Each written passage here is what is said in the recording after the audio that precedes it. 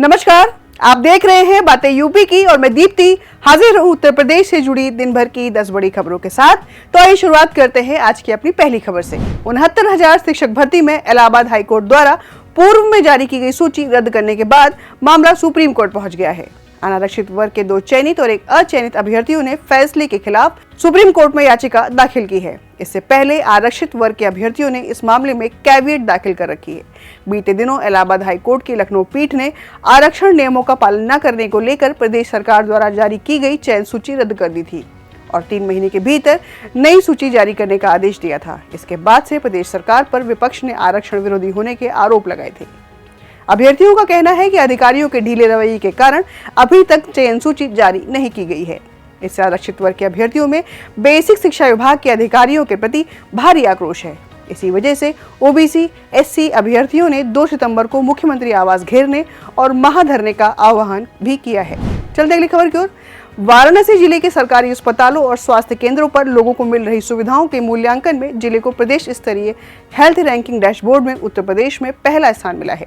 अगस्त महीने में जारी रैंकिंग के आधार पर जिले को कुल 100 में से 78 नंबर मिला है, यह पिछले महीने से 12.82% अधिक है। रैंकिंग में 3 बेहतर प्रदर्शन करने वाले ब्लॉक में शहरी क्षेत्र में 1 जबकि 2 ग्रामीण इलाकों के 2 ब्लॉक शामिल हैं। मंडलीय अस्पताल, दीनदयाल उपाध्याय जिला अस्पताल, शास्त्रीय अस्पताल, स्वामी विवेकानंद अस्पताल के साथ ही शहरी ग्रामीण इलाकों को कुल मिलाकर 65 स्वास्थ्य केंद्र भी हैं। यह हेल्थ रैंकिंग हर महीने मरीजों को मिलने वाली सुविधाओं के मूल्यांकन के आधार पर जारी की जाती है। बढ़ती अगली खबर की ओर। बहुजन समाज पार्टी की केंद्रीय कार्यकारिणी, राष्ट्रीय और राज्य इकाइयों के वरिष्ठ पार्टी पदाधिकारियों द्वारा देश भर से चयनित पार्टी के प्रतिनिधियों की बैठक आज लखनऊ में मॉल एवेन्यू स्थित प्रदेश कार्यालय पर शुरू हुई। बैठक में सतीश मिश्र ने प्रस्ताव रखा, जिस पर मायावती अगले 5 साल के लिए बीएसपी की राष्ट्रीय अध्यक्ष चुनी गई। वहीं आकाश आनंद नेशनल कोऑर्डिनेटर और मायावती के उत्तराधिकारी बने रहने का फैसला हुआ है। हाइड्रोजन पर्याप्त मात्रा में पर्यावरण में मौजूद है और इससे ऊर्जा उत्पन्न करने में प्रदूषण नहीं होगा। इस दिशा में गोरखपुर विश्वविद्यालय के भौतिक विज्ञान के शिक्षक को अहम सफलता मिली। गोरखपुर विश्वविद्यालय के भौतिक विज्ञान के assistant professor doctor Ambrish Kumar Srivastava ने सुपर एटम यानी सुपर हैलोजन की मदद से हाइड्रोजन के कंपाउंड को स्थिर करने में सफलता हासिल की है। सुपर कंप्यूटर से हुई गणना में यह प्रयोग सफल रहा है। इस तरह की रिसर्च पहली बार हुई है। शोध में लखनऊ विश्वविद्यालय के प्रोफेसर नीरज मिश्र और DDUGU की शोध छात्रा हर्षिता श्रीवास्तव शामिल है। Research paper American chemical society के जर्नल इन ऑर्गेनिक केमिस्ट्री में प्रकाशित हुआ है। चलते अगली खबर की ओर।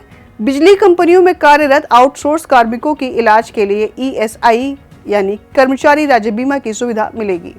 बिजली कर्मचारी संगठनों के साथ वार्ता में बनी सहमति के आधार पर यूपी पावर कॉर्पोरेशन ने इस संबंध में SOP यानी मानक संचालन प्रक्रिया जारी कर दी है। कॉर्पोरेशन ने SOP को लेकर मध्यांचल, पूर्वांचल, दक्षिणांचल व पश्चिमांचल विद्युत वितरण निगम सहित केस्को के प्रबंध निदेशक को पत्र जारी किया है।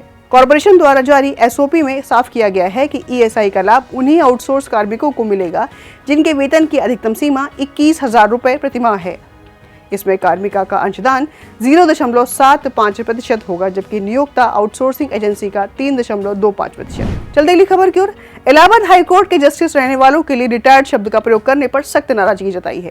एक मामले में अपर मुख्य सचिव गृह ने हलफनामा दाखिल किया, जिसमें एक हाईकोर्ट के सेवानिवृत्त जज के नाम का उल्लेख दोषपूर्ण तरीके से किया गया है। इस पर टिप्पणी करते हुए कोर्ट ने कहा कि यह बेहद पीड़ादायक है कि एक जज के नाम के प्रयोग में प्रोटोकॉल का उल्लंघन किया गया। कोर्ट ने कहा कि हाईकोर्ट के अवकाश प्राप्त न्यायाधीश के नाम के आगे रिटायर्ड शब्द का प्रयोग न किया जाए, क्योंकि हाईकोर्ट के जज के सेवानिवृत्त होने के बाद भी उनके नाम के आगे मिस्टर जस्टिस शब्द का प्रयोग किया जाता है। बढ़ती अगली खबर की ओर। कलाई, उंगली या उंगली का पोर टूटने पर उसमें तार या वायर डालकर 6 से 8 सप्ताह के लिए फिक्स किया जाता है, लेकिन संजय गांधी आयुर्विज्ञान संस्थान यानी SGPGI ने एक ऐसी तकनीक विकसित की है जिसमें टूटी हुई अंगुली 2 दिन में ही मूवमेंट करने लगेगी। लखनऊ PGI में जो भी मरीज इस समय फ्रैक्चर के आ रहे हैं उन्हें इस तकनीक से ठीक किया जा रहा है।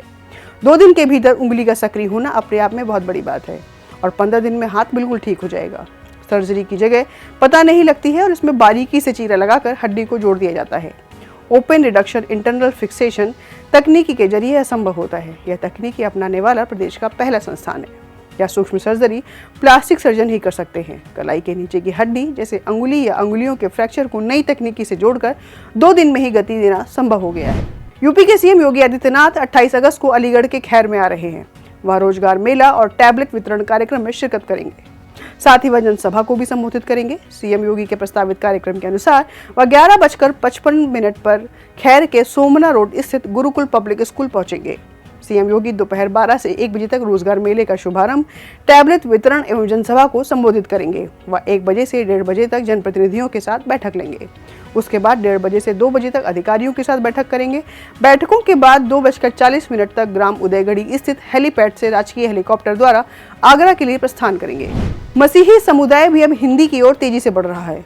इसकी शुरुआत चर्चों में हिंदी प्रार्थना के साथ होगी। इसके साथ ही बाइबल के हिंदी अनुवाद की तैयारी भी की जा रही है। धर्म प्रांत काशी से इसकी शुरुआत होगी। महागिरजा व धर्म प्रांत प्रमुख ने यूपी के साथ ही बिहार, मध्य प्रदेश और छत्तीसगढ़ में भी इसकी शुरुआत करेंगे।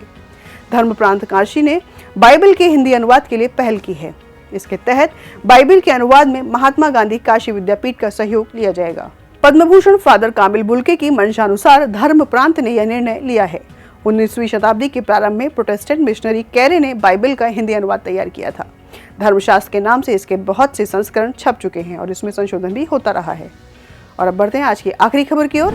लखनऊ में जल्द ही एक व्यापक रोजगार अधिकार अभियान शुरू किया जाएगा, जिसमें कॉर्पोरेट टैक्स बढ़ाने, स्वास्थ्य, शिक्षा और रोजगार से संबंधित कई महत्वपूर्ण मांगों को उठाया जाएगा। इस अभियान का नेतृत्व छात्र और युवा संगठनों द्वारा किया जाएगा, जो इन मुद्दों पर सरकार को जवाबदेह ठहराने के लिए संकल्पित हैं। इस अभियान के लिए 13 सदस्यीय संयोजक मंडल का गठन किया गया है। एसएफआई के अब्दुल वहाब की अध्यक्षता में हुई एक बैठक में इस अभियान की रणनीति और भविष्य में इसके विस्तार पर चर्चा की गई है। आज के लिए बस इतना ही। फिर मिलेंगे कुछ अन्य जरूरी खबरों और जानकारियों के साथ। तब तक के लिए देखते रहिए और करते रहिए बातें यूपी की।